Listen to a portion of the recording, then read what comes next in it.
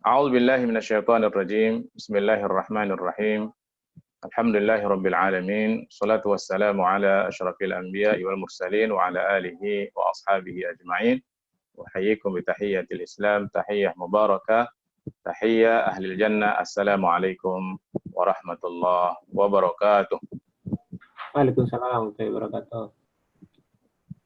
Ikhwah, akhwat sekalian, Bapak-bapak dan Ibu yang dimuliakan oleh Allah Subhanahu wa taala, pertama sekali kita bersyukur tidak henti-hentinya kepada Allah Subhanahu wa taala atas seluruh nikmat yang Allah terus berikan kepada kita. Jangankan nikmat yang kita minta, nikmat yang tidak kita minta pun diberikan oleh Allah Subhanahu wa taala. Semoga Allah jadikan kita hamba-hambanya yang sentiasa dapat mensyukuri nikmatnya untuk kemudian akan ditambah oleh Allah nikmat-nikmat yang lain. Salawat serta salam semoga senantiasa tercurah kepada baginda Rasulullah sallallahu alaihi wasallam. Allahumma salli wa sallim alaihi. Bapak dan Ibu sekalian yang dimuliakan Allah Subhanahu wa taala, tema kita pada pagi hari ini adalah Ramadan Syahrul Al-Ukhuwah. Bulan Ramadan ini adalah bulan ukhuwah. Perlu kita balik ke belakang mengingat sejarah baginda Rasulullah sallallahu alaihi wasallam ketika beliau sampai di kota Madinah. Yang pertama sekali yang dibangun oleh baginda Rasulullah sallallahu alaihi wasallam itu adalah masjid. Yang kedua, setelah masjid dibangun, pilar yang kedua untuk membangun masyarakat madani ketika itu adalah yang dikenal dengan istilah al-mu'akhah, persaudaraan antara al-ansar dan al-muhajirin, kaum ansar dan muhajirin. Persaudaraan yang dijalinkan oleh baginda Rasulullah sallallahu alaihi wasallam begitu kuatnya sampai kalau ada di antara saudaranya yang meninggal, maka saudara yang lain itu berhak untuk mewarisi harta saudaranya.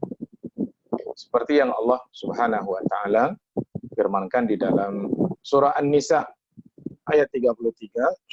A'udzu billahi minasyaitonir rajim. Bismillahirrahmanirrahim. Walikullin ja'alna mawaliya mimma tarakal walidani wal aqrabun wallazina 'aqadat aymanukum fa'atuhum nasibahum. Dan bagi tiap-tiap harta peninggalan dari harta yang ditinggalkan oleh ibu bapa dan karib kerabat, kami jadikan ada pewaris-pewarisnya. Dan jika ada orang-orang yang kamu telah bersumpah setia dengan mereka, disinilah yang disebut dengan al-mu'akhah, kata ulama tafsir, maka berikan kepada mereka bahagian tertentu dari harta yang ditinggalkan.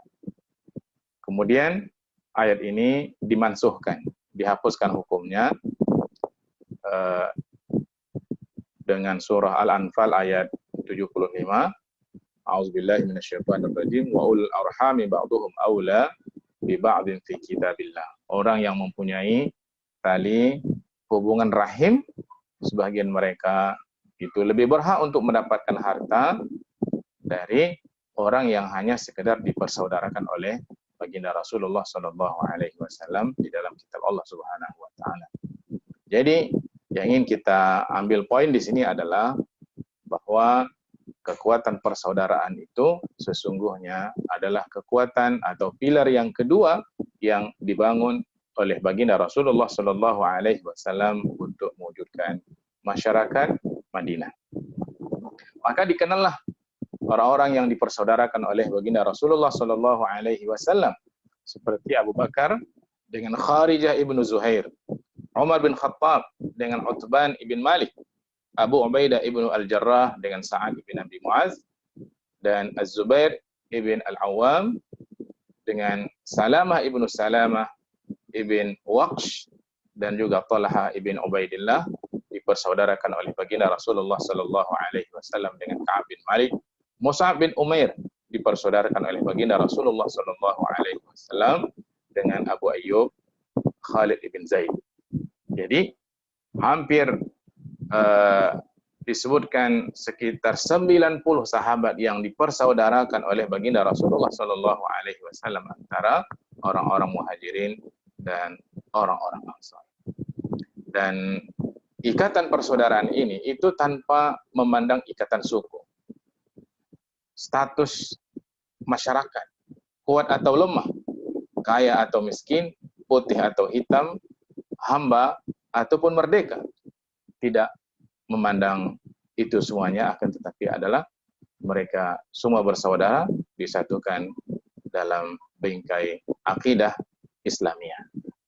Ini yang dilakukan oleh baginda Rasulullah Sallallahu Alaihi Wasallam, sehingga ikhwah-ikhwah sekalian, rabitatu al-ukhuwah, ikatan ukhuwah jauh lebih kuat daripada ikatan nasab, ikatan keturunan ketika itu, sehingga ada seorang anak ketika berhadapan dengan ayahnya di perang Badar, dia minta izin kepada Rasulullah Sallallahu Alaihi Wasallam untuk membunuh ayahnya, dan itu terjadi. Dan ini menunjukkan bahwa ikatan akidah jauh lebih kuat daripada ikatan nasab. Begitulah kuatnya ikatan persaudaraan yang dibangun oleh baginda Rasulullah Sallallahu Alaihi Wasallam.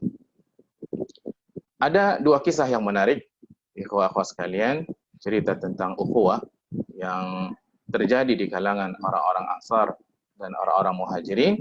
Kisah yang cukup kita kenal disebutkan di dalam hadis yang diriwayatkan oleh Al-Imam An-Nasai di dalam Sunan An-Nasai, kisah persaudaraan Abdurrahman bin Auf dengan Sa'ad ibn Rabi'. Abdurrahman bin Auf adalah muhajir, orang yang hijrah dari kota Mekah ke kota Madinah, sementara Sa'ad ibn Rabi' adalah orang Ansar. Dia orang kaya, istrinya lebih dari satu, disebutkan dalam hadis itu, dan dia mengatakan kepada Abdurrahman bin Auf, wahai Abdurrahman, ambil sebahagian harta saya, dan juga kalau kau mau pilih, ya, saya punya istri lebih dari satu, kamu pilih, ya, nanti akan saya ceraikan, kata Sa'ad bin Ar-Rabi'. Begitulah kuatnya ikatan persaudaraan di kalangan mereka. Dan inilah yang disebut dengan al-ithar. Maratib al-ukhuwah yang paling tinggi itu adalah al-ithar, di mana dia coba mendahulukan sahabatnya, dan yang paling rendahnya adalah salamatus sadar, lapang dada. Dan kita lihat ithar ini diamalkan oleh para sahabat Rasulullah Sallallahu Alaihi Wasallam, terutama orang-orang Ansar, sehingga turun ayat yang memuji mereka, wa yu'thiruna ala anfusihim walau kana bihim khasasah. Mereka mendahulukan sahabat mereka walaupun sesungguhnya mereka memerlukan. Akan tetapi ithar ini disikapi oleh Abdurrahman bin Auf dengan sikap aifah. Apa kata Abdurrahman bin Auf? Barakallahu fi malika wa barakallahu fi ahlika. Semoga Allah memberikan keberkahan kepada hartamu dan kepada keluargamu. Walakin dullani ala suqil Madinah, akan tetapi tunjukkan kepada saya di mana pasar Madinah. Abdurrahman kemudian jadi bisnismen, dan satu hari dilihat oleh baginda Rasulullah Sallallahu Alaihi Wasallam, tangannya ada inai yang berwarna kuning. Baginda bertanya, wahai Abdurrahman, itu apa yang ada di ujung tanganmu? Kata Abdurrahman bin Auf, ya Rasulullah, saya baru saja menikahi wanita Ansar. Kemudian baginda Rasulullah SAW mengatakan kepada Abdurrahman bin Auf, awlim walau bisyatin, buatlah majelis pernikahan, resepsi pernikahan, beritahu orang lain bahwa engkau sudah menikah, sembelihlah satu ekor kambing. Poin di sini yang kita lihat pertama adalah bagaimana Sa'ad ibn Rabi' mendahulukan saudaranya, dan poin kedua adalah bagaimana sikap ifah yang datang dari Abdurrahman bin Auf. Inilah cantiknya ikatan ukhuwah, satu bersikap ithar, satu lagi bersikap ifah, sehingga tidak ada istilah memanfaatkan kondisi yang ada.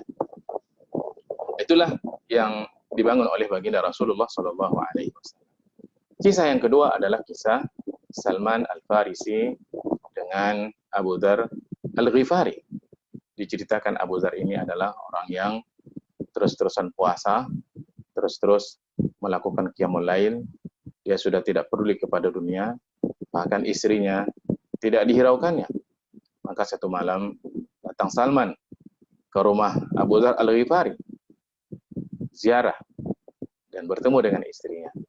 Istrinya ketika itu tidak berpakaian rapi, compang-camping, dan Salman mengatakan, kok kondisi kamu seperti ini? Maka istri mengatakan, untuk apa saya berhias? Saudaramu itu sudah tidak peduli kepada dunia. Maka duduklah Salman bersama Abu Dzar Al-Ghifari. Abu Dzar kemudian menyediakan makanan pada Salman Al-Farisi. Silakan makan, kata Abu Dzar Al-Ghifari. Kata Salman, saya tidak akan makan kecuali engkau makan duluan. Rupanya Abu Dzar ini tidak makan sebab dia puasa. Akhirnya dipaksa Abu Dzar itu berbuka puasa oleh Salman Al-Farisi. Begitu malam hari, mereka berdua tidur. Begitu habis Isya, langsung Abu Dzar Al-Ghifari bangun malam untuk melakukan qiyamul lail. Maka datang Salman memegang tangan Abu Dzar Al-Ghifari, dipegang tangannya, tidur, kata Salman Al-Farisi. Maka Abu Dzar pun tidur. Mereka tidur, begitu disangka oleh Abu Dzar, Salman sudah tidur, dia bangun lagi, coba bangun untuk melakukan qiyamul lail. Ternyata Salman belum tidur juga, dipegang tangannya, tidur, kata Salman Al-Farisi, maka Abu Dzar pun tidur. Nah, begitu sampai sepertiga malam yang terakhir, Al-an qum ya Abu Dzar. Sekarang bangun wahai Abu Dzar. Sekarang kita sholat malam.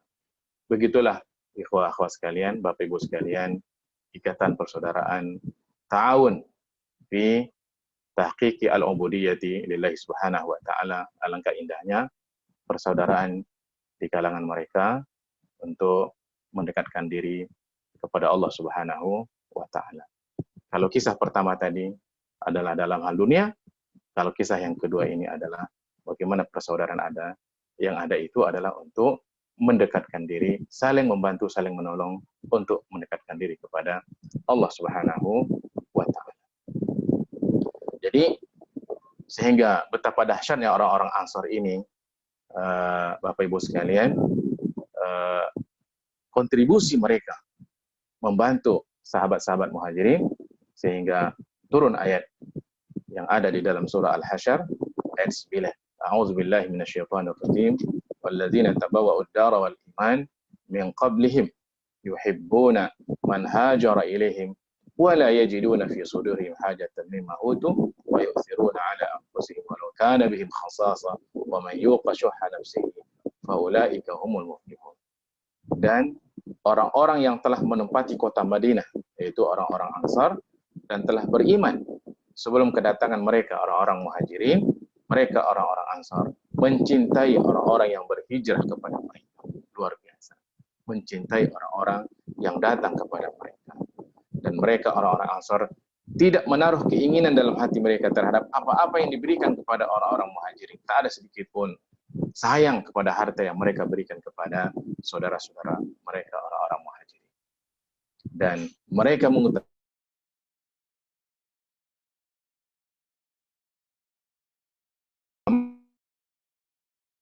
ini kondisi saudara kita di Palestina misalnya, ya, beberapa tempat kaum muslimin di Suriah belum lagi selesai, ya. Nah, mudah-mudahan ya kita terpanggil untuk memberikan bantuan apa yang dahulu dilakukan oleh sahabat-sahabat baginda Rasulullah Shallallahu Alaihi Wasallam. Karena tidak ada cara lain untuk kita membangun umat ini, membangun peradaban Islam ini, yang membangkitkan kembali kecuali dengan mengokohkan kembali ikatan persaudaraan di antara kita, apalagi ini tepatnya pada bulan suci Ramadan. Sehingga betapa dahsyatnya juga orang-orang Ansar ini dalam membela sahabat-sahabatnya. Maka beberapa hadis Rasulullah Shallallahu Alaihi Wasallam kita temukan pujian-pujian Nabi kepada orang-orang Ansar. Baginda pernah mengatakan, "Lau anna al-ansara salaku wadiyan, aw syu'ban la salaktu wadi al-ansar, Masya Allah. Ini hadis riwayat Al-Imam Al-Bukhari. Kalau sekiranya orang-orang Ansar itu menempuh satu lembah ataupun satu jalan di antara jalan-jalan yang ada, maka la salaktu fi wadi al-Ansar. Yang saya ikuti adalah lembah atau jalan yang dilalui oleh orang Ansar. Bukan orang-orang Muhajirin, tapi adalah orang-orang Ansar. Dan juga baginda Rasulullah Shallallahu Alaihi Wasallam pernah memuji orang Ansar. Al-Ansaru la yuhibbuhum illa mu'min. Orang-orang Ansar itu tidak ada yang cinta kepada mereka kecuali orang-orang beriman. Hanya orang-orang yang beriman yang cinta kepada orang-orang Ansar. Jadi ukuran seorang itu beriman atau tidak terletak pada adakah dia cinta kepada orang Ansar atau tidak. Sekarang ini, Bapak Ibu sekalian, ikhwah akhwat sekalian, jumlah orang-orang Ansar yang ada di Masjid Nabawi itu tidak begitu banyak. Salah seorang Ustaz Dr. Salim Al-Jufri pernah mengatakan di tahun 1999, tahun 99 kata beliau, sekarang ini jumlah orang Ansar di Madinah itu hanya tinggal sekitar 5%. Terus sekarang ini tahun 2019, sekitar 30 tahun yang lalu, kira-kira berapa yang tinggal dari orang-orang Ansar itu. Sungguh pun demikian, Bapak Ibu sekalian, kalau kita datang ke Madinah, masih lagi merasakan kesan-kesan kebaikan daripada orang-orang Ansar yang menurun kepada orang-orang yang tinggal di Madinah sekarang. Nah, itulah betapa dahsyatnya kebaikan yang dilakukan oleh orang-orang Ansar ketika itu, sampai masih ini pun, masih hari ini kita bisa merasakan kebaikan yang dilakukan oleh mereka. Ini hadis riwayat Al-Imam Al-Bukhari. Wala yubghiduhum illa munafiq. Dan tidak ada yang benci kepada orang-orang Ansar itu kecuali orang-orang munafik. Kalau ada orang benci kepada orang Ansar, itu ciri orang munafik, kata Rasulullah sallallahu alaihi wasallam. Faman ahabbahum ahabbahullah. Siapa yang cinta kepada orang Ansar, maka Allah mencintainya. Wa man abghadahum abghadahullah. Siapa yang benci kepada orang Ansar, maka Allah akan membencinya. Bayangkan ukuran cinta dan bencinya Allah Subhanahu wa taala itu diukur kecintaan seseorang kepada orang Ansar atau bencinya kepada orang Ansar. Luar biasa. Hadis riwayat Al-Imam Al-Bukhari. Juga baginda Rasulullah sallallahu alaihi wasallam bukan saja memuji orang-orang Ansar, bahkan memuji keturunan mereka dan mendoakan mereka. Bayangkan doa Rasulullah SAW didapati oleh orang-orang Ansar. Baginda pernah mengatakan, Allahumma ighfir lil Ansar, ya Allah ampuni orang-orang Ansar. Wali abna'il Ansar, ya Allah ampuni anak-anak keturunan orang-orang Ansar. Wali azwaji al-Ansar, dan juga istri-istri dari orang-orang Ansar. Wanita-wanita Ansar ini, Bapak Ibu sekalian, dipuji oleh baginda Rasulullah SAW. Mereka ketika ada majelis ilmu bersama Rasulullah SAW tidak malu untuk bertanya kepada baginda Rasulullah SAW, walaupun terhadap hal-hal yang sensitif, berbeda seperti orang-orang wanita Muhajirin yang datang dari kota Mekah. Wali zarari al-Ansar, dan juga keturunan zuriat orang-orang Ansar. Masya Allah. Riwayat Imam Ahmad. Inilah kelebihan Bapak Ibu sekalian, akhwat-akhwat sekalian, cerita tentang orang-orang yang pernah hidup di atas muka bumi ini, di mana mereka mendahulukan sahabatnya daripada dirinya sendiri. Itu kisah dahulu, kisah persaudaraan antara orang-orang Muhajirin dan orang-orang Ansar. Apakah sekarang ini masih ada lagi? Ternyata kalau kita lihat hadis-hadis Rasulullah SAW juga kita temukan bahwa bisa jadi hal ini terwujud kembali pada masa sekarang ini. Baginda Rasulullah SAW pernah bersabda, ini hadis diriwayatkan oleh Umar bin Khattab radhiyallahu taala anhu, dikeluarkan oleh Abu Daud di dalam kitab Sunannya.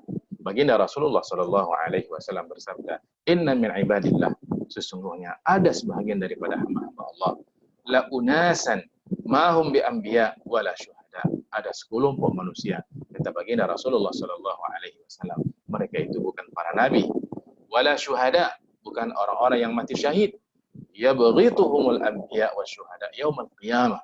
Tetapi para nabi, para orang-orang yang mati syahid, ghibtah. Ghibtah ini adalah iri dalam hal yang baik. Seperti kalau ada orang kaya, dia menghabiskan hartanya untuk diinfakkan fisabilillah di jalan Allah Subhanahu wa taala. Kemudian ada orang iri, bagaimana dia juga bisa jadi orang kaya untuk kemudian bisa menginfakkan hartanya di jalan Allah Subhanahu wa taala. Ini iri, tapi iri dalam hal yang baik yang disebut dengan istilah agama ghibtah. Ghibtah ini hanya ada dua kata Nabi, la hasada illa bisnaini. Tidak boleh hasad kecuali pada dua hal. Itu orang yang diberikan Al-Quran, dia membacanya dan mengamalkannya, mengajarkannya. Kemudian orang yang diberikan harta, habis hartanya diinfakkan di jalan Allah Subhanahu wa taala. Kalau mau iri, irilah kepada orang yang seperti itu. Iri dengan istilah ghibtah. Bimakanihim minallahi Subhanahu wa taala yaumil qiyamah. Para nabi, para syuhada iri melihat mereka nanti karena mereka mendapatkan kedudukan yang tinggi di sisi Allah Subhanahu wa taala pada hari kiamat. Qalu ya Rasulullah tukhbiruna man hum. Para sahabat kemudian mengatakan kepada baginda Rasulullah sallallahu alaihi wasallam, ya Rasulullah, coba ceritakan kepada kami, manhum, siapa mereka? Qala, baginda Rasulullah sallallahu alaihi wasallam mengatakan, hum qaumun, mereka adalah satu kaum, tahabbu bi ruhillah ala ghairi arhamin bainahum wala amwalin yata'atawnaha.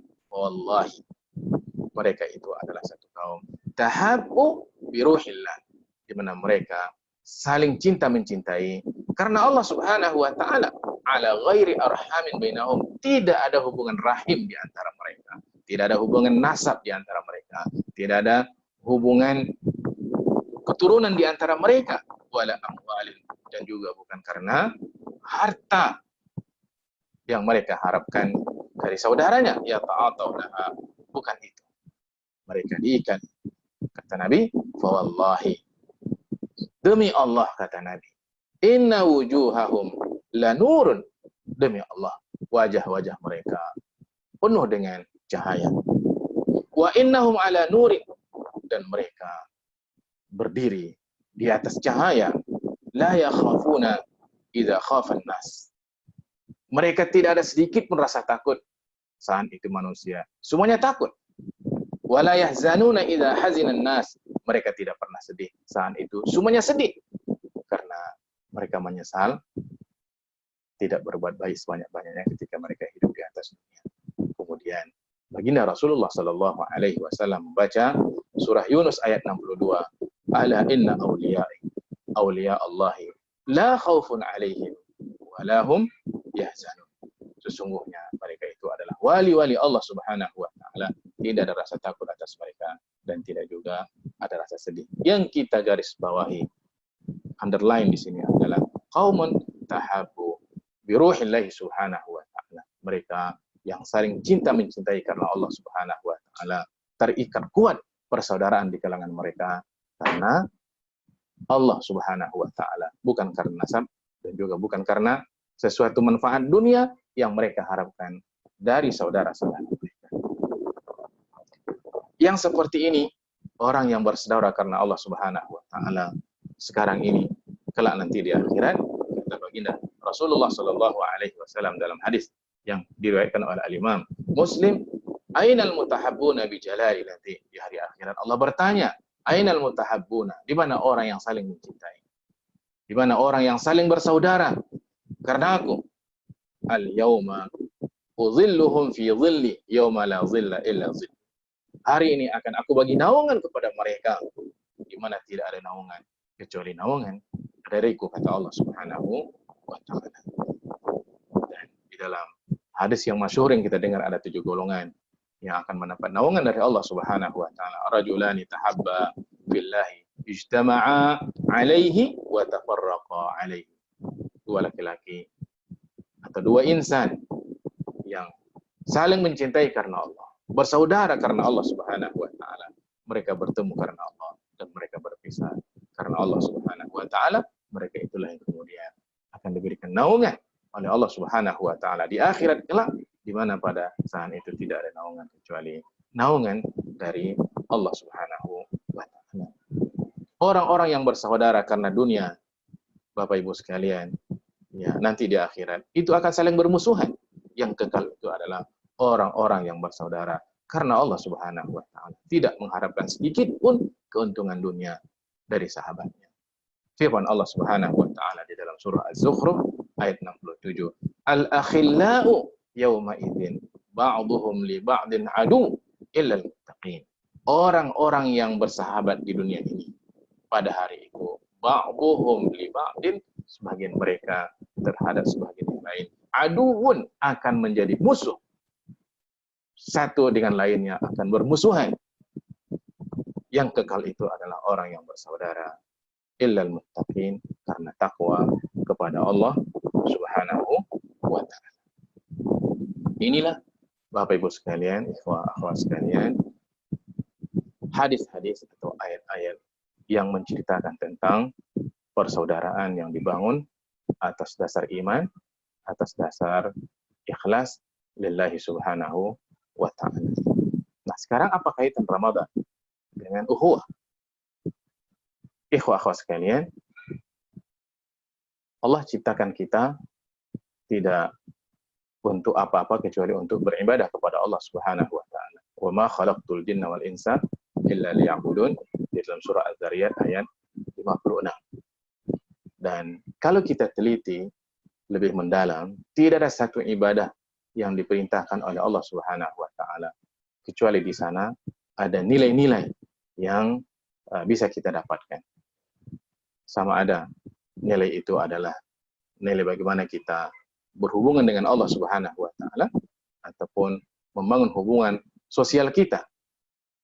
Ada dalam ibadah sholat, ada dalam ibadah puasa, ada dalam ibadah zakat, apalagi dalam ibadah haji.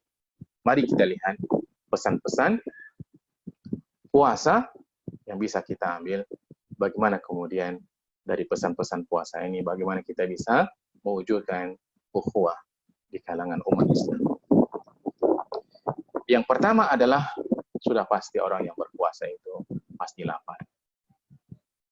Maka dia akan dapat merasakan orang yang selama hari ini laparnya bukan sehari.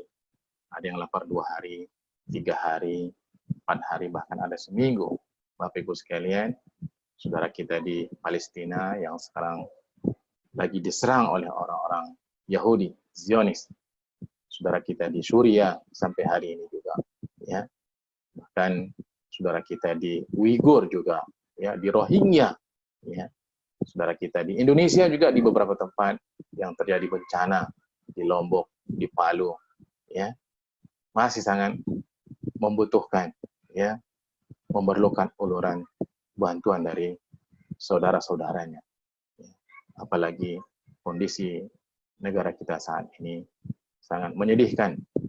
Ekonomi hancur sehancur-hancurnya. Daya beli masyarakat, ya, sangat menurun, luar biasa. Barang-barang begitu mahalnya, luar biasa. Jumlah kemiskinan semakin meningkat. Mari sama-sama kita berdoa kepada Allah Subhanahu wa taala agar Allah tolong saudara-saudara kita, baik yang ada di dalam negeri ataupun yang ada di luar negeri. Karena itulah yang diajarkan oleh Allah Subhanahu wa taala. Itulah yang diajarkan oleh baginda Rasulullah sallallahu alaihi wasallam, dan itulah yang dipraktikkan oleh para sahabat Rasulullah sallallahu alaihi wasallam dan orang-orang yang soleh setelahnya.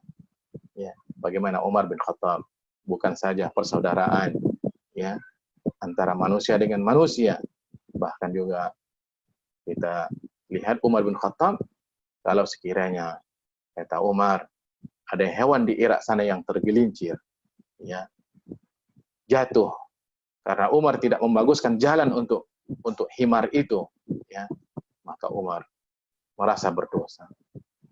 Masya Allah, Bapak Ibu sekalian, Umar bin Khattab, ya, merasa bertanggung jawab kalau ada seekor hewan sekalipun, ya, yang tergelincir. Hari ini kalau kita lihat saudara kita petugas KPPS, ya, sudah 600 yang meninggal, ya, yang sakit sudah 11.000, luar biasa, ya pemerintah kita sampai hari ini belum ada mengeluarkan pernyataan apa-apa. Luar biasa. Ya. Inilah kondisi ya kalau kita berada di tanah air, kita sangat merasakan sekali ya bagaimana saudara kita ya sangat sedih sekali, apalagi menjelang tanggal yang tadinya 22 sekarang digeser menjadi tanggal 25. Sekali lagi kita yang berada jauh ya, kita doakan kalau ada bantuan-bantuan keuangan silakan diulurkan ya untuk saudara kita yang berada di tanah air ataupun di luar negeri. Inilah pesan-pesan puasa, Bapak Ibu sekalian. Berhasilnya seseorang melaksanakan ibadah puasa itu tidak saja diukur dia berhasil melaksanakan 30 hari atau 29, tapi apa sesungguhnya yang bisa dia ambil pelajaran ibrah dari puasa ini. Karena memang hakikat dari sebuah ibadah yang kita lakukan adalah apa pesan dari ibadah itu sendiri. Yang kedua adalah, bukankah kita dianjurkan ketika kita berpuasa, ya, memang secara dari segi pahala, ya, diberikan kemudahan oleh baginda Rasulullah Shallallahu Alaihi Wasallam untuk meraup pahala sebanyak-banyaknya. Baginda pernah mengatakan, man aftara sha'iman, siapa yang memberikan bukaan puasa kepada orang yang berpuasa, falahu ajrun, maka dia mendapatkan pahala dari orang yang berpuasa itu tanpa mengurangi pahala orang yang berpuasa itu sendiri. Ini bisa kita lihat dari sisi yang lain, bahwa bagaimana umat Islam di bulan Ramadan ini peduli kepada orang lain, peduli kepada saudara-saudaranya, walaupun konteks hadis itu adalah dari sisi mendapatkan pahala yang sebanyak-banyaknya, tapi dari konteks yang lain, bagaimana kita peduli ya dengan saudara kita yang lain. Ini pesan ukhuwah dalam ibadah puasa. Yang ketiga adalah dianjurkan untuk banyak bersedekah di bulan Ramadan. Bukankah dalam salah satu hadis baginda Rasulullah Shallallahu Alaihi Wasallam bahwa baginda itu adalah orang yang dermawan, dan ketika masuk bulan Ramadan dermawannya lebih-lebih lagi, lebih bertambah lagi dermawan. Nah, ini juga nilai-nilai ukhuwah yang ada di bulan Ramadan. Bagaimana kita ya mengulurkan bantuan kita, membantu orang lain untuk ya menolong saudara kita yang memerlukan. Bahkan saat kita memberikan bantuan, ya janganlah ya dipilih hal-hal yang kita sesungguhnya tidak memerlukannya. Ya, kalau pakaian, ya, pakaian sisa ya, yang kita berikan. Kalau makanan, ya makanan sisa dari makanan kita. Ya, ada orang mengatakan ini saya kasih, tapi makanan sisa. Nauzubillah min dzalik. Ya, karena kalau kita lihat di dalam Al-Quran, Allah Subhanahu wa Ta'ala mengatakan, "Lan tanalul birra hatta tunfiqu mimma tuhibbun." Kamu tidak akan pernah mencapai yang namanya kebaikan. Tidak akan dinilai kamu telah melakukan kebaikan kecuali kamu mampu menginfakkan harta terbaik yang kamu miliki. Masya Allah. Saya pun belum mampu lagi ya untuk berbuat seperti itu. Tapi paling tidak, mari sama-sama kita melatih diri kita untuk memberikan yang terbaik ya untuk saudara-saudara kita. Sebagaimana yang pernah dilakukan oleh Utsman bin Affan, sahabat-sahabat yang lain pada masa itu, ya. Dan juga di dalam surah yang lain, surah Al-Insan, ya, ciri-ciri orang yang masuk surga itu adalah wa yut'imuna at-ta'ama 'ala hubbihi miskinan. Dia bagi makan makanan yang paling disukainya, itulah makanan yang diberikannya kepada orang lain, ya, kepada orang miskin. Wa yatiman wa asiran, ya, kepada anak yatim dan juga kepada tawanan perang. Sampai kepada tawanan perang pun dianjurkan kita punya adab, tidak dibiarkan tawanan perang itu mati kelaparan. Begitulah ya, Islam mendidik kita. Kemudian ada nilai yang lain yang kita dapatkan dari puasa ini, yaitu dari zakat fitrah. Jadi Ramadan itu ya ditutup dengan zakat fitrah, ya, membersihkan diri kita, ya, zakat fitrah. Ada juga orang sekaligus mengeluarkan zakat hartanya. Tentu jelas sekali bahwa zakat ini punya asnaf, ya, golongan-golongan yang sudah tertentu, yang Allah sudah sebutkan di dalam surah At-Taubah ayat 60. Innamas shadaqatu lil fuqara, zakat itu adalah untuk para orang fakir, orang miskin, wal 'amilina 'alaiha, 'amil, wal mu'allafati qulubuhum, ya. Mu'allafah ini adalah orang yang perlu dilembutkan hatinya, ya, kalau pada masa itu. Kalau sekarang tafsirannya adalah orang yang baru masuk Islam. Tapi ini bisa jadi dalam pandangan sebagian ulama, ada orang yang sudah agak cenderung, ya, ke Islam, dikasih bantuan, bahkan dikasih zakat, dikira begitu pemahaman sebagian ulama. Perlu dilembut-lembutkan hatinya, akhirnya dia masuk Islam. Tapi yang banyak dipahami oleh masyarakat kita adalah para mu'allaf, ya, orang yang perlu dijinak-jinakkan. Wa fir riqabi, hamba sahaya. Kalau tuannya mengatakan cari harta sekian jumlahnya, kasih sayang kau akan merdeka. Maka hamba itu, ya, berhak mendapatkan zakat. Wal-gharimina, orang yang berhutang. Ini bukan hutang rumah, bukan hutang mobil. Sebab semua orang berhutang, ya. Maksudnya adalah orang berhutang karena untuk memenuhi keperluan pokoknya, ya, sampai dia berhutang. Wa fi sabilillah, ya, untuk perjuangan di jalan Allah Subhanahu wa taala. Wa fi sabil adalah orang yang musafir yang kehabilan bekal, dia berhak untuk dibantu dari harta zakat. Begitulah, ya, Islam menganjurkan bagaimana kita menerapkan nilai-nilai ukhuwah. Kemudian Bapak Ibu sekalian, ya, nilai-nilai yang lain, nilai silaturahmi cukup banyak, ya, di dalam Ramadan ini. Kalau kita pergi sholat tarawih, ya, kita akan jumpa orang lebih banyak daripada jumlah yang biasa kita temukan di luar bulan Ramadan. Ya, saling sapa, ya, saling salam, saling bertanya kabar, ya. Ini momen-momen Ramadan, ya, yang kita dapatkan. Kemudian jelas, ya, pesan-pesan puasa, ya, orang yang berpuasa tidak boleh cakap yang tidak baik, ya, tidak boleh menghina, tidak boleh cakap kotor, ya, tidak boleh berbohong. Ini kan sesungguhnya adalah nilai-nilai, ya, yang diajarkan oleh Allah Subhanahu wa taala kepada kita.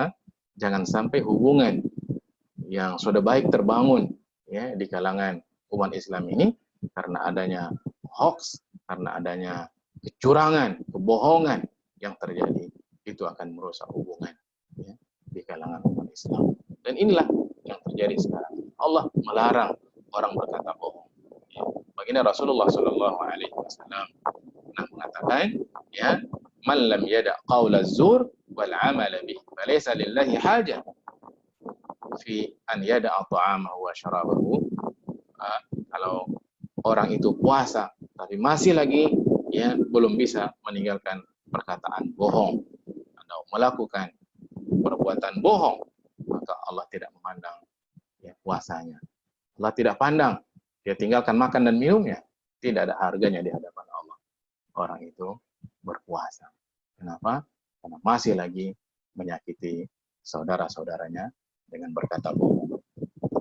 Baginda Rasulullah Shallallahu Alaihi Wasallam pernah juga mengatakan, ya, as-siyamu junnah, puasa itu adalah benteng. Fala yarfuth wala yajhal, jangan dia berbuat jahil, ya, jangan dia berkata-kata kotor, ya. Bahkan kalau orang mengatakan sesuatu tidak baik kepada orang yang berpuasa itu, wa ini mru'un qatalahu aw syatamahu falyaqul inni shaim.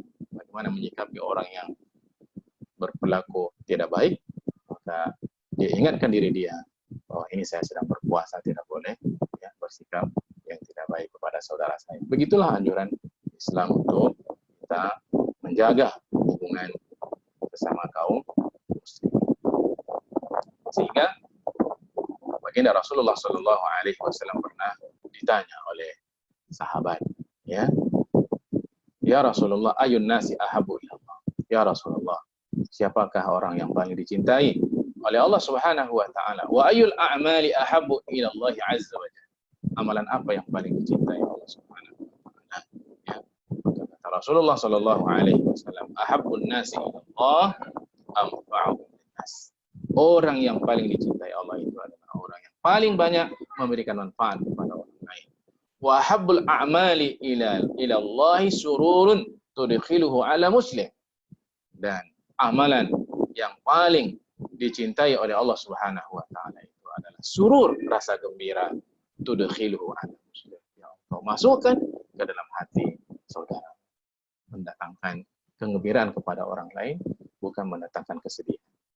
Itulah amalan yang paling dicintai oleh baginda, yang paling dicintai oleh Allah Subhanahu wa taala. Au takshifu anhu kurbatan, atau engkau lepaskan dari dia kesusahan. Au taqdi anhu dinan, kalau dainan, kalau dia punya hutang, engkau bayarkan. Seribu rupiah ya, 2.000, 5.000 bisa lah. Tapi kalau hutangnya banyak kali nggak mampu juga, enggak bayarkan. Ya. Au tutradu anhu ju'an, ya, atau engkau bagi makan, dia lapar. Wala an amshiya ma'akhi li fi hajatin, ya, saya berjalan bersama saya memenuhi hajatnya, ahabbu ilayya min an a'takifa fi hadzal masjid. Kata Nabi, saya berjalan dengan sahabat saya, membantu dia menyelesaikan urusannya, itu jauh lebih baik daripada saya beriktikaf di Masjid Nabawi ini. Masya Allah, iktikaf di Masjid Nabawi, beribadah di Masjid Nabawi, ya, dibandingkan dengan membantu orang lain, lebih baik lagi membantu orang lain. Begitulah besarnya pahala yang diberikan oleh Allah Subhanahu wa taala. Ya, syahran, iktikafnya syahran, kata Nabi. Sebulan dia iktikaf, dia sekali hanya membantu orang lain, justru membantu orang lain itu jauh lebih afdal daripada iktikaf sebulan di masjid Rasulullah sallallahu alaihi wasallam. Wa man kaffa ghadabahu satarahu Allahu auratahu, siapa yang menahan marahnya, ya, maka Allah akan menutup auratnya, menutup aibnya. Ya, ini keutamaan menahan marah. Menahan marah artinya dia berhak untuk marah. Ada orang marah, sesungguhnya dia tidak berhak untuk marah, dia marah. Ini enggak benar. Ini dia berhak untuk marah, tapi dia bisa menahan marah. Contohnya dia dipukul, ya, dipukul, dizalimi, dia enggak marah. Ada pula orang menzalimi, dia pula yang marah. Wa man qazama ghaizahu walau sya'an am yudhi'ahu amdahu, dia enggak marah, dia mala Allah azza wa jalla amnan yawma. Masya Allah, kelebihan orang menahan marah ini, tidak marah kepada saudaranya, maka Allah memberikan, ya, rasa aman ke dalam hatinya di hari kiamat kelak. Wa man masya ma akhihi fi hajatin hatta athbata lahu athbata Allahu qadamahu 'ala as-sirat yauma tazilu fihi al-aqdam. Allahu akbar. Siapa yang membantu saudaranya, ya, di atas dunia ini, Allah akan buat kaki dia ketika berjalan di titian sirat tidak akan goyah, di mana kaki-kaki ketika itu banyak yang berjatuh dari titian sirat, karena dia membantu sahabatnya. Allah kokohkan kakinya untuk meniti di titian sirat. Hadis dihasankan oleh, diriwayatkan oleh Imam At-Tabrani fi Al-Awsat, ya, dalam kitabnya Al-Awsat, dan dihasankan oleh Al-Albani. Amalan yang bisa juga kita ambil seterusnya dalam rangka untuk menerapkan ukhuwah di bulan Ramadan ini tentu adalah kita membersihkan hati kita. Ya, tidak ada rasa dengki, tidak ada rasa iri, tidak ada, ya, bersih. Kalau orang berbuat tidak baik kepada kita, kita maafkan. Bukankah pernah disebutkan oleh baginda Rasulullah Shallallahu Alaihi Wasallam dalam salah satu hadis riwayat Al Imam Ahmad, ya, cerita dari Anas bin Malik. Ini hadis yang ma'ruf yang kita dengar. Kata Nabi, yatlu'u alaikumul ana rajulun min ahli jannah. Nanti sebentar lagi akan masuk ahli surga. Ini kisah yang sudah sama-sama kita ketahui. Dia tidak punya amalan apa-apa kecuali setiap malam dia memaafkan orang lain. Ya. Ini bulan Ramadan ini adalah pelajaran yang bisa kita ambil, di mana memang kondisi hati kita ini lebih siap untuk memaafkan orang di bulan Ramadan ini, ya, di samping bulan-bulan yang lain, ya, karena memang keimanan kita lagi sedang meningkatnya. Ya, ketika keimanan seorang meningkat, biasanya itu dengan mudahnya dia akan memaafkan orang lain. Tapi kalau lagi imannya tidak lagi baik, ya, lagi turun seturun-turunnya, ya, dia bilang tidak akan saya maafkan, ya. 7 keturunan. Wah, sampai itu dia bilang kepada sahabat. Karena itu ada doa yang baik, ya. Orang soleh itu doanya adalah wala taj'al fi qulubina ghillan lil ladzina amanu rabbana innaka raufur rahim. Ya Allah, jangan jadikan ada di hati-hati kami itu ghillan, perasaan ghil, perasaan tidak enak ya, kepada orang-orang yang beriman, kepada saudara-saudaranya. Luar biasa, bersih sama sekali hatinya ya dari perasaan dengki, hasad dan seterusnya. Kemudian pesan berikutnya dari bulan Ramadan ini adalah ya saling ziarah, menziarahi. Ya. Saling ziarah, menziarahi. Ada salah satu hadis. Baginda Rasulullah Shallallahu Alaihi Wasallam pernah mengatakan, anna rajulan zara akhan lahu. Ada seseorang yang menziarahi, mendatangi saudaranya fi qaryatin ukhra, di kampung yang lain, jauh di sana kampungnya. Dia pergi berjalan kaki menemui sahabatnya. Fa arsadahu Allahu lahu ala madrajatihi malakan. Tiba-tiba dia dicegat ya oleh malaikat. Diutus oleh Allah malaikat mencegat dia di tengah jalan. Falamma ata alaihi, ya, ketika malaikat itu jumpa dia, malaikat itu bertanya, qala aina turid? Engkau mau ke mana, kata malaikat. Ya. Qala ana uridu akhan li fi hadhihi alqaryah. Dia mengatakan, saya ingin ziarah ya, silaturahmi dengan saudara saya di kampung sana. Masya Allah. Apa kata malaikat? Hal laka alaihi min ni'matin taruhha. Adakah di dalam hatimu ada sedikit dunia yang kamu inginkan dari sahabatmu? Qala la. Dia mengatakan, no, tidak. Ya. Ghaira anni ahbabtuhu fillahi azza wa jalla. Karena saya ziarah dia karena didorong oleh rasa cinta saya kepada dia karena Allah Subhanahu wa taala. Sedikit pun tidak ada mengharapkan dunia, harta dari diri. Maka apa kata malaikat? Bapak Ibu sekalian, qala fa inni rasulullah ilaika. Ketahuilah sesungguhnya adalah utusan Allah, malaikat yang datang menjumpaimu. Bagi tahu apa? Bi anna Allah qad ahabbaka kama ahbabtahu fi. Ketahuilah sesungguhnya Allah Subhanahu wa taala mencintaimu karena kamu telah mencintai sahabatmu karena Allah Subhanahu wa taala. Bapak Ibu sekalian, rasanya 45 menit ya. Inilah dia Ramadan Syahrul Al-Ukhuwah. Semoga pesan-pesan Ramadan ini dapat kekal abadi menjadi jati diri kita walaupun Ramadan telah berlalu. Lebih dan kurang atas seluruh kesilapan mohon maaf. Jazakumullah khairan katsiran. Assalamualaikum warahmatullahi wabarakatuh.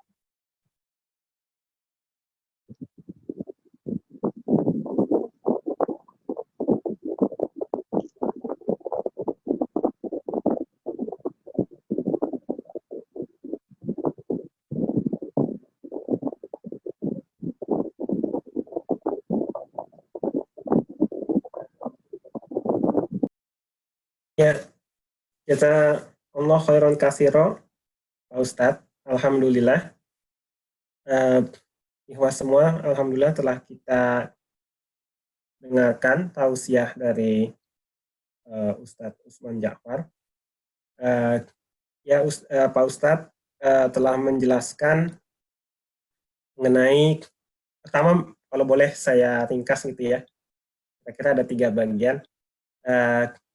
Pertama mengenai ukhuwah di zaman Rasul ya, di mana Rasul, contohnya di mana Rasul mengukhuwahkan atau mempersaudarakan kaum muhajirin dan ansor. Dan juga Ustadz telah menceritakan beberapa contoh-contohnya gitu ya, bagaimana kehebatan isarnya orang-orang ansor, dan juga pujian Rasul terhadap ansor, atau juga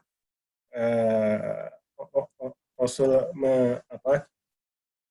mengatakan bahwa misalnya bukti seorang itu mukmin atau tidak adalah cinta, apakah dia cinta kepada ansor, atau orang munafik yang kelihatan, yang jelas benci kepada orang ansor. Nah, kemudian juga Pak Ustadz menjelaskan apakah hal itu bisa terwujud sekarang begitu ya.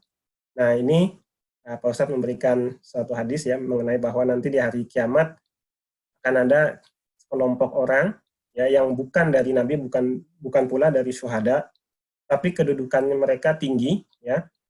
Dan siapa mereka? Mereka itu adalah orang-orang yang saling mencintai karena Allah. Di antara mereka kekeluargaan, begitu ya. Nah, kemudian bagaimana kita bisa mengambil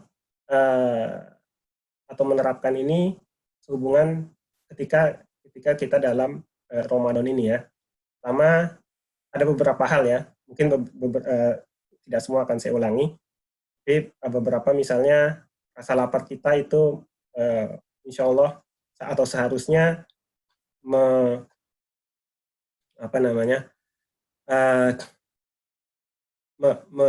menguat atau memberi pesan kepada kita bahwa ada orang-orang yang lapar, bahkan laparnya itu bisa lebih dari 1 hari, 2 hari, atau 3 hari begitu ya, atau seminggu gitu ya.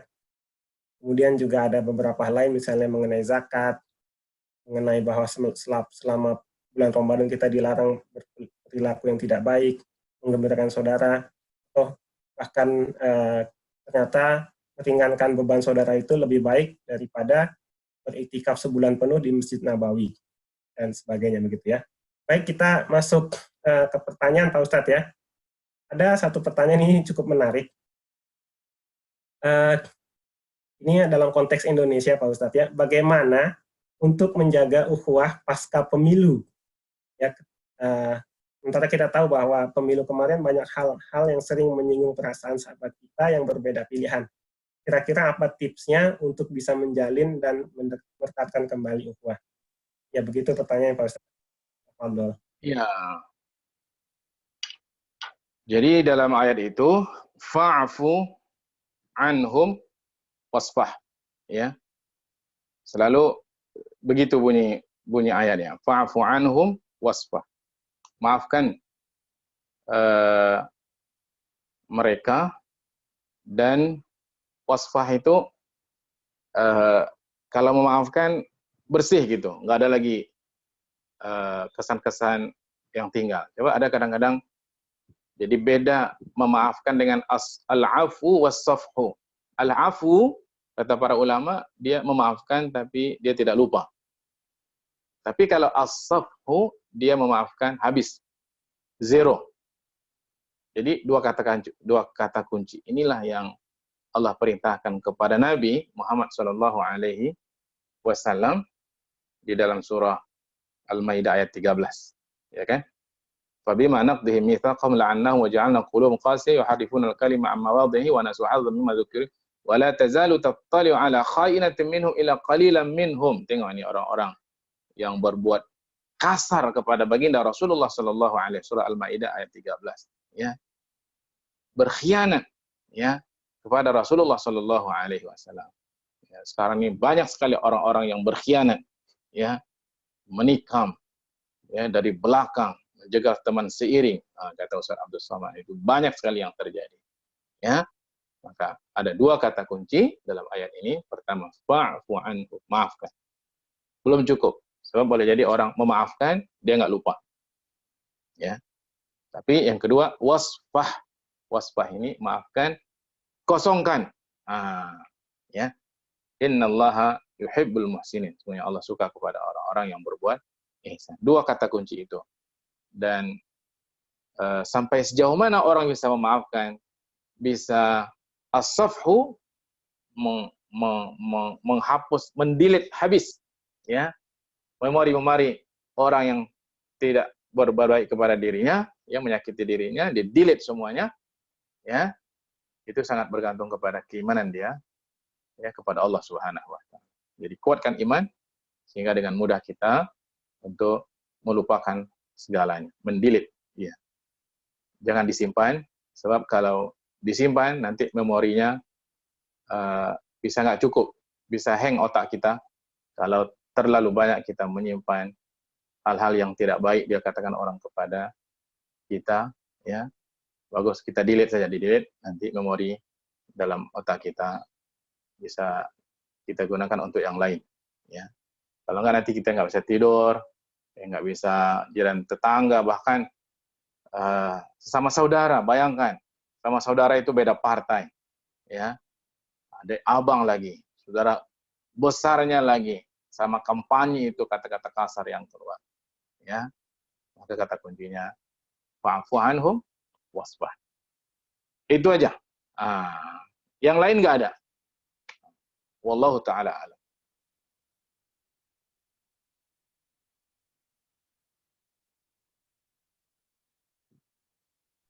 Ya, syukron Pak Ustadz atas jawabannya ya, menarik sekali. Jadi fa'fu wasfah ya. Ya. Masih ada, ini kelihatannya belum ada pertanyaan lagi. Kalau boleh saya mau bertanya juga.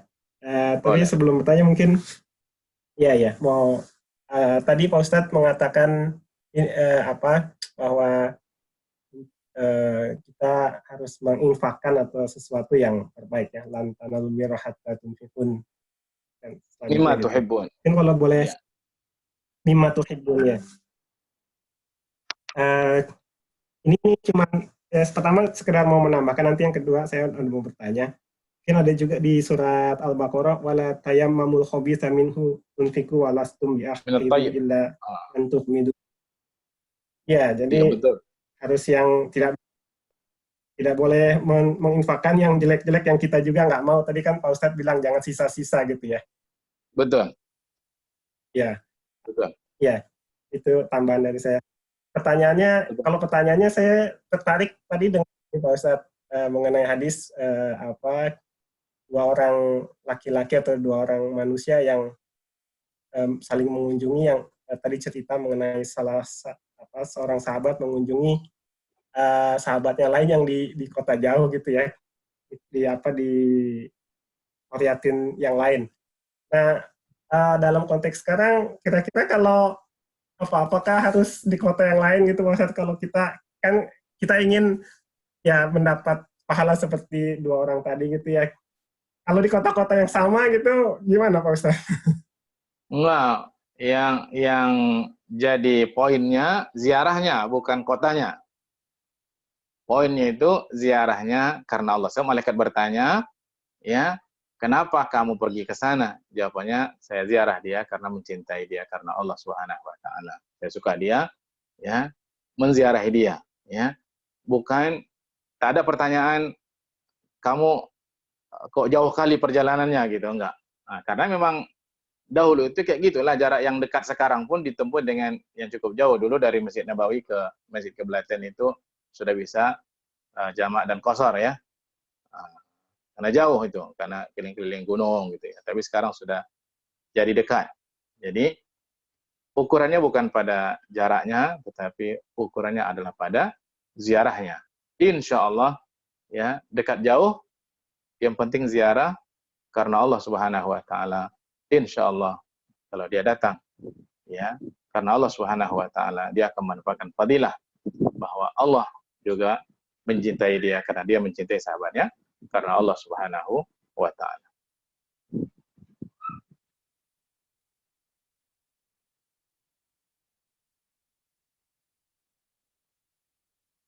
Syukron Ustadz, jazakallah atas jawabannya. Terima kasih. Masih ada satu lagi Pak Ustadz pertanyaan. Ya, silakan. Saya bacakannya. Ya. Bagaimana sebaiknya menempatkan nilai-nilai ukhuwah yang tidak menghalangi kita melakukan koreksi dan kritik terhadap saudara seiman yang perlu diluruskan? Ya. Nasihat. Babnya bab nasihat. Ya. Nasihat itu diantara adabnya, yang memberikan nasihat tidak perlu dia merasa lebih dari orang yang diberi nasihat. Kayaknya saya lebih bagus dari dia. Nggak perlu dia merasa begitu. Orang yang dibagi nasihat juga tidak perlu merasa dia lebih parah dari orang yang memberi nasihat. Ya, kayaknya hina sekali saya juga nggak perlu. Ya. Bahkan kalau dahulu itu, ya, orang minta nasihat, kebiasaannya minta nasihat, kan hubungan hakul muslim alal muslim ada 5, satu riwayat mengatakan ada 6. Ya. Satu di antaranya iza istansahahu, jika dia minta nasihat. fansahu, maka bagi nasihat. Masya Allah. Ya. Dia minta dinasihati. Nah, sekarang ini sudah jarang kita mencari orang datang ke sahabatnya, akhi, pak, ibu, tolong nasihatin saya dong, gitu ya. Itu jarang. Nah, maka kalau yang itu banyak terjadi, itu mudah. Ya, siap, insya Allah dia akan menerima nasihat. Hanya masalahnya kadang-kadang ada orang tidak siap menerima nasihat, maka yang perlu diperhatikan, pertama adalah niat. Orang yang memberi nasihat, saat dia memberi nasihat, dikatakan nasihat an-nasih. An-nasih itu hakikatnya adalah madu yang disaring, ya, disaring sehingga betul-betul tulen itu. Itulah yang dikatakan nasihat. Jadi kata-kata yang keluar itu disaring betul sehingga enak didengar. Ya, tidak ada niat-niat yang lain kecuali lillahi subhanahu wa ta'ala. Dan usahakan nasihat itu dari hati datangnya, menyentuh hati, ya. Kalau hanya dari mulut tidak akan sampai ke hati. Jadi niatkan ikhlas lillahi subhanahu wa ta'ala, pilih kata-kata yang bagus, ya. Rasulullah itu dia tahu betul bagaimana cara memberikan teguran, ya, nasihat. Ada orang mau masuk Islam tapi minta kepada izinkan dia berzina. Sahabat marah, Nabi nggak marah. Nabi kemudian menasihatinya, bertanya Nabi, kamu punya ibu, punya kakak, punya anak perempuan, gimana perasaanmu kalau ibumu, kakakmu, adikmu, ya, dizinahi orang lain? Tentu dia marah, ya. Itu cara Nabi menasihati. Langsung itu orang itu berubah, kemudian Nabi mendoakan dia, diletakkan Nabi tangannya di dada orang itu, ya, agar keinginan untuk berbuat tidak baik tadi hilang sama sekali. Jadilah hati pemuda itu bersih, sebersih-bersihnya. Nah, itu di antara caranya. Dan ini juga pilih waktu yang tepat dan jangan bagi nasihat di hadapan jangan bagi nasihat kepada seseorang di hadapan orang lain. Ya. Nasihat itu berdua, bukan di hadapan orang. Kalau di hadapan orang, itu namanya membuka aib orang lain. Yang tadinya orang nggak tahu, kita kasih nasihat, jadi tahu semuanya. Ya, itu membuat dia jadi malu. Yang namanya nasihat itu berdua, ya, sendiri, kata-kata yang baik, dan juga pilih momen yang tepat. Ada kadang-kadang nasihat momennya nggak tepat. Wallahu ta'ala.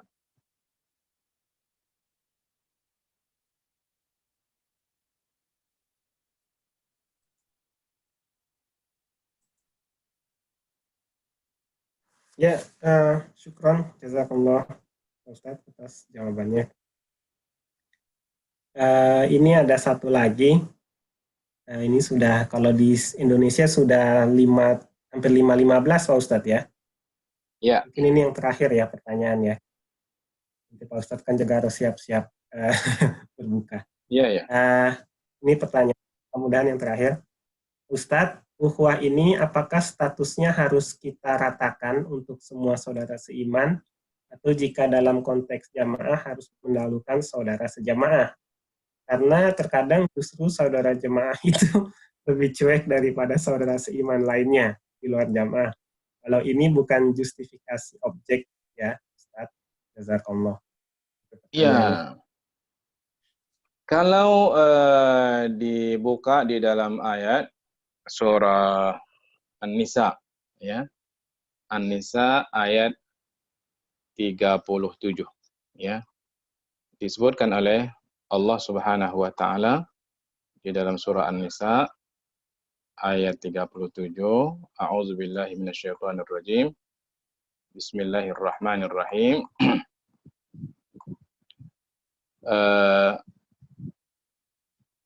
Kejap.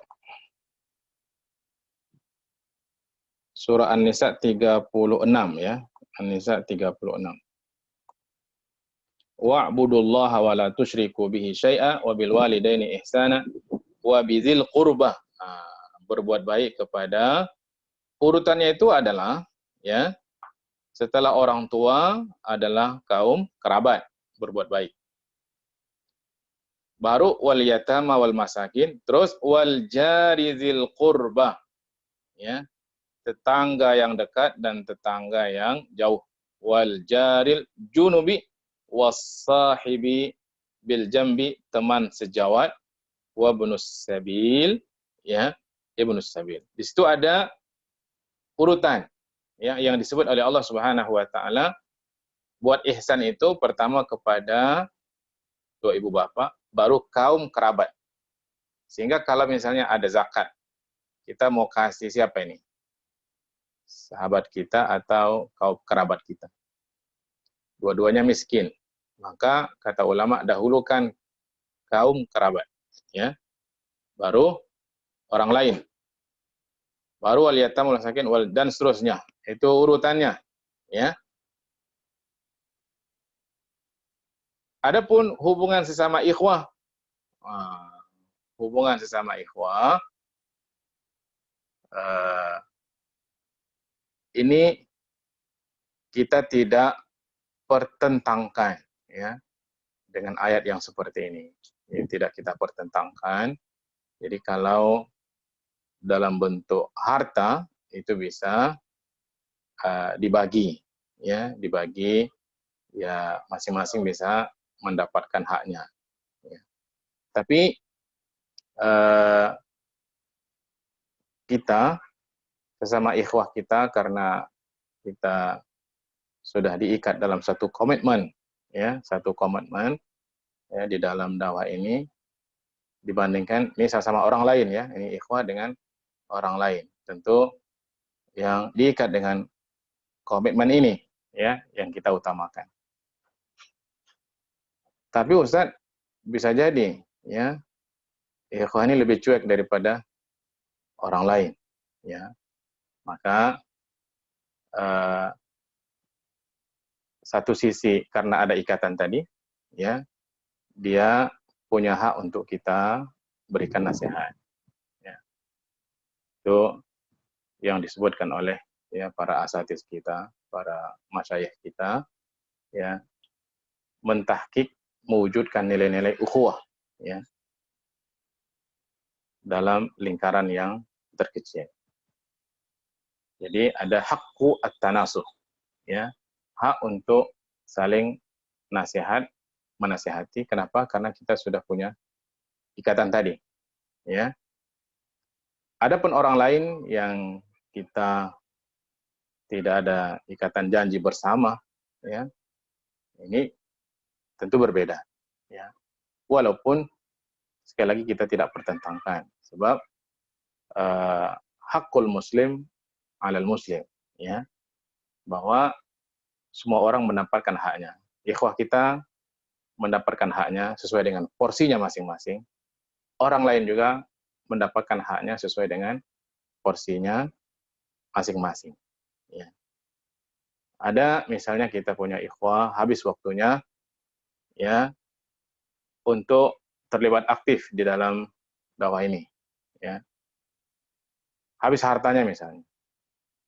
Maka saat dia perlu pertolongan, dia termasuk orang yang harus kita utamakan dari orang lain. Kenapa? Karena dia telah memberikan kontribusi lebih dibandingkan dengan orang lain. Karena sebab yang tadi itu dia telah menghabiskan waktunya, uangnya, waktunya, dan seterusnya, ya. Jadi masing-masing orang tadi, ya, kita tidak pertentangkan, kita berikan porsinya masing-masing, ya. Wallahu taala a'lam.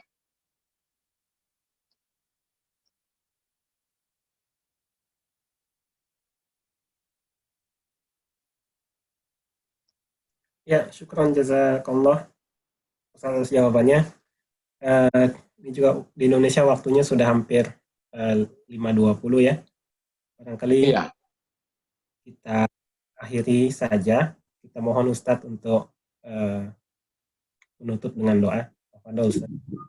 Baik, a'udzubillahi minasyaitonirrajim. Bismillahirrahmanirrahim. Alhamdulillahirabbil alamin. Shalatu wassalamu ala asyrafil anbiya'i wal mursalin wa ala alihi wa ashabihi ajmain. Allahumma ighfir lana dzunubana wa liwalidina warhamhum kama rabbawna shighara. ولأجدادنا ولجداتنا ولمشايخنا ولمعلمينا ولجميع المسلمين والمسلمات والمؤمنين والمؤمنات الأحياء منهم والأموات برحمتك يا أرحم الراحمين. اللهم بارك أخوتنا، اللهم بارك أخوتنا، اللهم بارك أخوتنا، اللهم زدنا علما نافعا وارزقنا فهما واسعا واجعل أعمالنا مقبولا. ربنا تقبل دعاءنا وصيامنا وقيامنا وركوعنا وسجودنا وتخشعنا وتعبدنا وسائر أعمالنا وتمم تقصيرنا يا رب العالمين. اللهم اجعل اجتماعنا هذا اجتماعا مرحوما وتفرقنا من بعده تفرقا معصوما. ربنا آتنا في الدنيا حسنة وفي الآخرة حسنة وقنا عذاب النار. وصلى الله على سيدنا محمد وعلى آله وصحبه أجمعين. سبحان ربك رب العزة عما يصفون وسلام على المرسلين والحمد لله رب العالمين. بارك الله فيكم.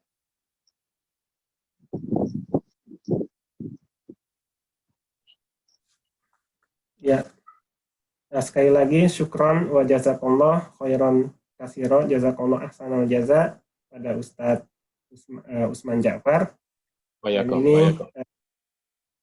Dengan ini kami akhiri siar Ramadan online kali ini. Assalamualaikum warahmatullahi wabarakatuh. Waalaikumsalam warahmatullahi wabarakatuh. Syukran, Ustaz Usman. Waalaikumsalam. Jazakumullah khair. Oh, ya, mungkin kita tutup ya, lupa dengan doa kafaratul majelis. Subhanakallahumma wa bihamdika asyhadu alla ilaha illa anta astaghfiruka wa atubu ilaik.